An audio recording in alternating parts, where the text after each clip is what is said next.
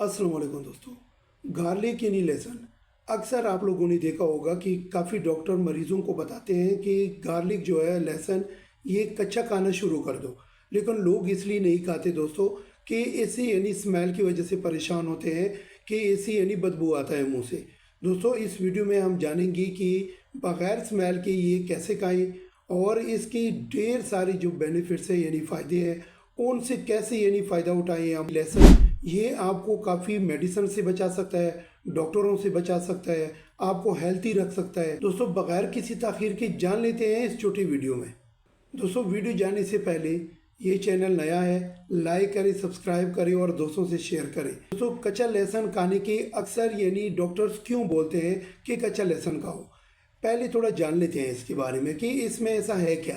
दोस्तों लहसुन में माइक्रोबेल शामिल है, एलिसिन शामिल है, हाई एंटीऑक्सीडेंट भी है। ये हमारे हार्ट हेल्थ को यानी दिल को मजबूत बना देता है, यानी कार्डियोवैस्कुलर जो डिजीजेज है, जो दिल की बीमारियां हैं उनसे बचा लेता है।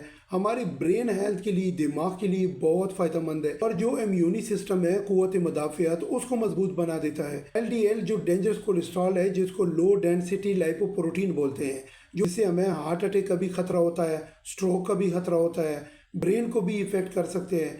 तो ये जो LDL डेंजरस कोलेस्ट्रॉल है, ये लहसुन यानी गार्लिक इसको भी ख़त्म कर देता है और ब्लड सर्कुलेशन बॉडी में ठीक कर देता है। हाइपरटेंशन यानी हाई ब्लड प्रेशर, अगर किसी का हर वक्त ब्लड प्रेशर हाई रहता है तो ये लहसुन जो है इसमें वो चीज़ें शामिल है जो आपके ब्लड प्रेशर को भी कंट्रोल कर देता है। इसी तरह डायबिटीज़ यानी शुगर, उनका ग्लूकोज लेवल ब्लड में अगर किसी का हर वक्त हाई रहता है, जो HbA1c रिजल्ट हाई हो, फास्टिंग ब्लड शुगर हाई हो, रैंडम ब्लड शुगर हाई हो, तो ये उनको भी कंट्रोल करने में मदद करता है। और दोस्तों ये हाई एंटीऑक्सीडेंट है और ये एंटी इन्फ्लेमेटरी काम करेगा।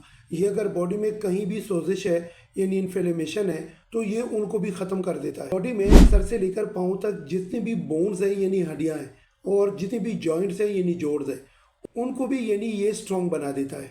अब दोस्तों खाने के जो तरीके हैं इसके, जो आपके मुंह से स्मेल भी ना आए, इसमें जो सल्फ़र शामिल है उसकी वजह से मुंह से यानी कभी स्मेल आता है कभी कभी। तो दोस्तों इसके लिए करना क्या है कि ये इसके छोटे छोटे पीस करके आप यानी दही में खा सकते हैं और इसी तरह पुदीने और धनिया की चटनी बना सकते हैं, उसमें आप कच्चा डाल सकते हैं। इसी तरह दोस्तों एक और जो तरीका है, इसके छोटे छोटे स्लाइस जैसे यानी पीस बना ले और फिर उसको फ्राई पैन में या किसी चीज़ में हल्का सा गर्म कर दे। ब्राउन नहीं करना है, हल्का सा गर्म करें ताकि ये थोड़ी सी जूसी हो जाए। तो वो आप सुबह नाश्ते के साथ खा सकते हैं, बहुत फ़ायदा है, और खाने के साथ कभी भी ये खा सकते हैं। तो इसी तरह आपके मुंह से स्मेल जो है वो बिल्कुल भी नहीं आएगा। दोस्तों अपना ख्याल रखो, इस चैनल का भी। Thank you.